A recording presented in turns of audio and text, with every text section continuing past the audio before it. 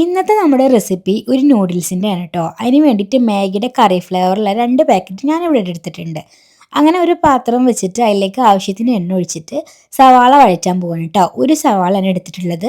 ഞാനിപ്പോൾ ഇവിടെ എണ്ണ ഒഴിച്ചത് കുറച്ച് കൂടിയിട്ടുണ്ട്. നിങ്ങൾ ഒഴിക്കുമ്പോൾ നോക്കിയിട്ട് ഒഴിച്ചാൽ മതി.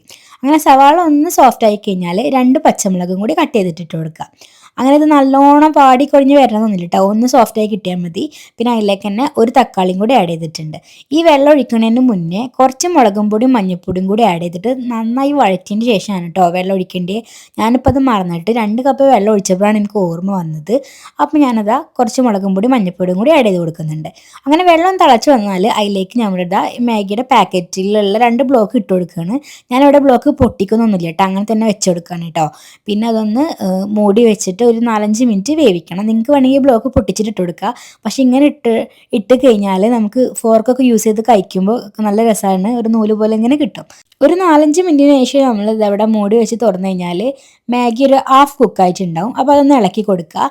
എന്നിട്ട് അതിലേക്ക് നമ്മളെ മാഗി ഉണ്ടാവുന്ന പൊടി ഉണ്ടല്ലോ, അത് ആഡ് ചെയ്ത് കൊടുക്കണം കേട്ടോ. അപ്പോൾ 2 പാക്കറ്റ് എടുത്തുകൊണ്ട് ഞാൻ 2 പാക്കറ്റ് ഉള്ളതും ആഡ് ചെയ്ത് കൊടുത്തിട്ടുണ്ട്. ഇനി ഇതിലേക്ക് കുറച്ച് സോയാ സോസ്, ചില്ലി സോസൊക്കെയാണ് ആഡ് ചെയ്യുന്നത്. ഞാനിവിടെ ടൊമാറ്റോ സോസ് ആഡ് ചെയ്തിട്ടില്ല, കാരണം ഓൾറെഡി തക്കാളി ഇട്ടിട്ടുണ്ട്. അപ്പോൾ നിങ്ങൾക്ക് വേണമെങ്കിൽ കുറച്ച് ടൊമാറ്റോ സോസ് ഈ സമയത്ത് ആഡ് ചെയ്യാം കേട്ടോ. അപ്പോൾ 2 പാക്കറ്റ് എടുത്തുകൊണ്ടാണ് ഇപ്പോൾ ഈ അളവ് പറഞ്ഞത്. നിങ്ങളൊരു പാക്കറ്റ് മാഗിയാണ് എടുക്കുന്നുണ്ടെങ്കിൽ ഇപ്പോൾ ഈ പറഞ്ഞതൊക്കെ പകുതിയാക്കി എടുത്താൽ മതി. അതായത് ഹാഫ് സവാള, ഹാഫ് തക്കാളിയൊക്കെ. പിന്നെ കയ്യിലുണ്ടെങ്കിൽ കുറച്ച് മല്ലിച്ചപ്പും കൂടി ഇടാം. അതിൻ്റെ ഫ്ലേവർ ഇഷ്ടമാണെങ്കിൽ ഞാൻ ഇട്ട് കൊടുത്തിട്ടുണ്ട്. അപ്പോൾ നമ്മുടെ സമ്മർ ഇവിടെ റെഡിയാണ് കേട്ടോ. ഇങ്ങനെ ഉണ്ടാക്കി കഴിക്കുന്നവരൊക്കെ ഉണ്ടാവും, പക്ഷെ ആരെങ്കിലും ഇത് ട്രൈ ചെയ്തിട്ടില്ലെങ്കിൽ ട്രൈ ചെയ്ത് നോക്കും കേട്ടോ. ഒരു നല്ല അടിപൊളി ടേസ്റ്റാണ്.